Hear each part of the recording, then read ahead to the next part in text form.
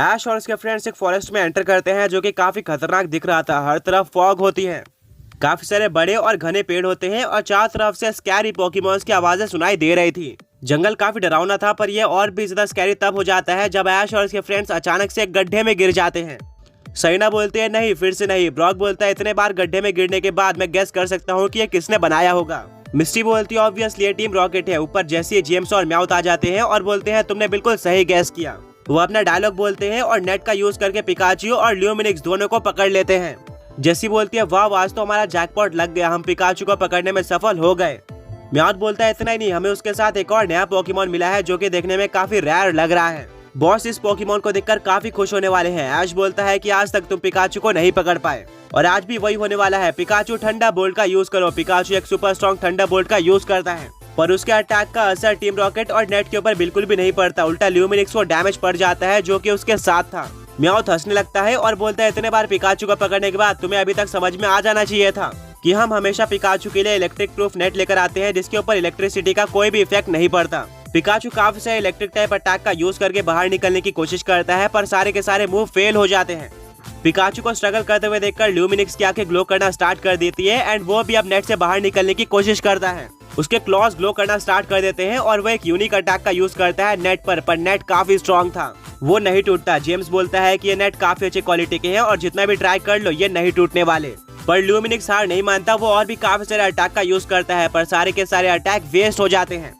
Mouth हंसता है और बोलता है कि छोटे पोकेमॉन तुम कितना भी कोशिश कर लो इस नेट से बाहर नहीं आ पाओगे। अब तुम दोनों पोकेमॉन हमारे कब्जे पर आ चुके हो। मिस्टी, ब्रॉक और सैना भी काफी फ्रस्ट्रेट हो जाते हैं। ऐश बोलता है ल्यूमिनिक्स घबराना मत, मैं तुम्हें बचा लूंगा। ऐश अपने जेब से पोकेमॉन निकालने ही वाला होता है, तभी ल्यूमिनिक्स की आंखें पिंक हो जाती है और उसकी पूरी बॉडी ब्लू कलर में ग्लो करना स्टार्ट कर देती है। ऐश, उसके फ्रेंड्स और टीम रॉकेट पूरी तरह से शॉक हो जाते हैं और सोच रहे होते हैं कि ये क्या हो रहा है। ल्यूमिनिक्स की पूरी बॉडी बड़ी होना स्टार्ट हो जाती है, उसके क्लॉज, पैर और विंग सभी कुछ बड़े हो जाते हैं। ब्रॉक बोलता है अमेजिंग, जैसे कि मैंने कहा था, लगता है कि अब ल्यूमिनिक्स इवॉल्व होने वाला है और वो काफी मैजेस्टिक पोकेमॉन में कन्वर्ट होगा। ये सुनने के बाद ऐश की एक्साइटमेंट पीक लेवल पर पहुंच जाती है और अब वो वेट नहीं कर सकता था ल्यूमिनिक्स के एवोल्यूशन को देखने के लिए। फाइनली ल्यूमिनिक्स एक ब्रांड न्यू पोकेमॉन में कन्वर्ट हो जाता है। जैसी बोलती है ये क्या, ये तो हमने प्लान नहीं किया था। ल्यूमिनिक्स अपने दोनों पंखों का यूज करके काफी तेज हवा के वेव को क्रिएट करता है जिससे नेट फट जाता है, जिससे ल्यूमिनिक्स और पिकाचू बाहर आ जाते हैं। फाइनली ल्यूमिनिक्स एक काफी स्ट्रॉन्ग अटैक का यूज करता है जिससे टीम रॉकेट ब्लास्ट ऑफ हो जाती है। इसके बाद डायरेक्टली ल्यूमिनिक्स गड्ढे के अंदर जाता है एंड ऐश और इसके फ्रेंड्स को बाहर लेकर आ जाता है। ऐश बोलता है अमेजिंग ल्यूमिनिक्स, तुम इवॉल्व हो गए, मुझे नहीं पता था कि तुम्हारे अंदर इतनी ज्यादा पावर है, तुम एक ब्रांड न्यू पोकेमॉन में कन्वर्ट हो चुके हो। ल्यूमिनिक्स काफी खुश होता है और उसकी आंखों में आंसू होता है। वो ऐश और पिकाचू को बचाने के लिए ही इवॉल्व हुआ था। इसके बारे में और भी इन्फॉर्मेशन लेने के लिए ऐश अपने पोकेडेक्स को बाहर निकालता है, जिससे उसको पता चलता है कि ल्यूमिनिक्स अपने सेकंड एवोल्यूशन यानी कि ल्यूनिथिस के फॉर्म में जा चुका है। इसकी टाइपिंग अभी भी चेंज नहीं हुई है। लोगों का कहना है कि इसके पास काफी सारी सुपर पावर्स हैं, बट ये साइंटिफिकली प्रूवन नहीं है। सैना बोलती है अमेजिंग ल्यूनिथिस, ये तो देखने में काफी मैजेस्टिक लग रहा है। मिस्टी बोलती है हाँ, ये बिल्कुल परफेक्ट मूवमेंट पर इवॉल्व हुआ है और अब ये ऐश के आगे के बैटल्स में काफी काम आएगा। ल्यूमिनिक्स के इवॉल्व होने के बाद ऐश काफी खुश होता है, बट वो ज्यादा टाइम वेस्ट नहीं कर सकते थे।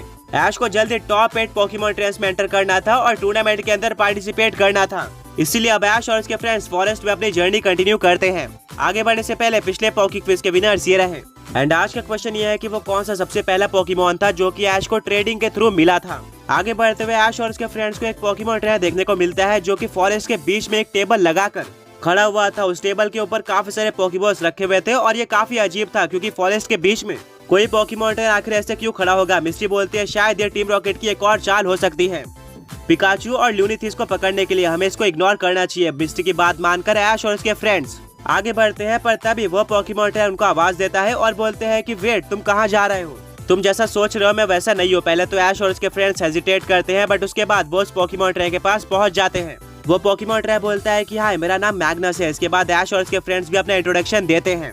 मिस्टी बोलते हैं तुम इस घने और डरावने फॉरेस्ट के बीच में इस तरह टेबल लगाकर क्यों बैठे हुए हो। मैग्नस बोलता है कि मैं यहाँ पर बिना किसी पर्पस के नहीं बैठा हूँ, तुम इसको मेरी शॉप या फिर एक ट्रेडिंग सेंटर बोल सकते हो। मैं एक पोकेमॉन ट्रेनर नहीं हूँ, ना ही मैंने किसी पोकेमॉन लीग में पार्टिसिपेट किया है, बट मुझे पोकेमॉन्स कलेक्ट करना काफी पसंद है।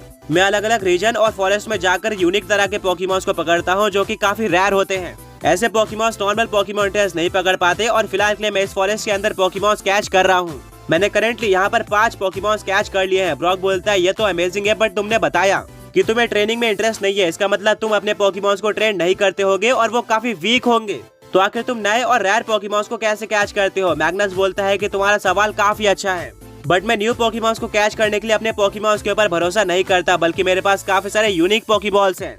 मुझे पोकेबॉल्स कलेक्ट करना भी काफी पसंद है और मेरे सारे पोकेबॉल्स अलग अलग पोकेमॉन को कैच करने में स्पेशलाइज करते हैं। जैसे कि अगर कोई पोकेमॉन काफी फास्ट भागता है तो मैं स्पीड पोकेबॉल का यूज करता हूँ, जिससे वो पोकेमॉन इजीली कैच हो जाता है। एंड इसी तरह से मैंने इतने सारे पोकेमॉन्स को कलेक्ट किया है। मिस्टी बोलती है वाव, ये तो एक काफी अमेजिंग स्ट्रेटेजी है, पर तुम इन पोकेमॉन्स का क्या करते हो? मैग्नस बोलता है इसलिए मैं इस फॉरेस्ट के अंदर टेबल लगाकर खड़ा हूँ।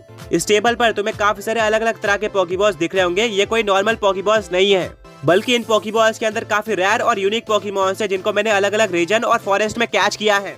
मैं ऐसे डेंस फॉरेस्ट के अंदर पोकेमॉन ट्रेड्स का वेट करता हूँ। अगर मुझे कोई पोकेमॉन ट्रेड दिखता है तो मैं उसको पोकेमॉन ट्रेड करने का ऑफर देता हूँ, पर मैं ये ट्रेड तभी एक्सेप्ट करता हूँ जब ये ट्रेड फेयर हो। मुझे अपने पोकेमॉन्स के बदले इक्वली रेयर और स्ट्रॉन्ग पोकेमॉन चाहिए होते हैं। ब्रॉक बोलता है क्या तुम्हारे साथ अभी तक कुछ पोकेमॉन ट्रेड्स ने ट्रेड किया है?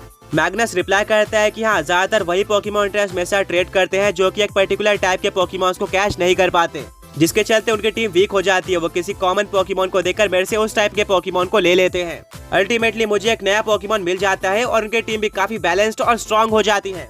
ऐश इस ट्रेड में काफी इंटरेस्टेड लग रहा था। वो बोलता है क्या तुम हमें अपने कुछ पोकेमॉन्स दिखा सकते हो? मैग्नस बोलता है क्यों नहीं। वो उस टेबल से एक पोकेबॉल उठाता है और बोलता है कि ये मेरा सबसे यूनिक पोकेमॉन है।